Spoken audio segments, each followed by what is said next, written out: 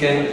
Tí, čo to teda boli, som povedal, že naposledy na Slovensku vystupoval a súťažil pred 32 rokmi.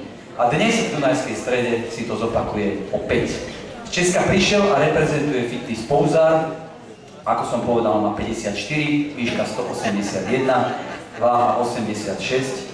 A tréner je tu napísaná Brožková. Tak neviem, ako to s tým trénerkou je. No, Bohumil Bár, nech sa páči, pódium je tvoje.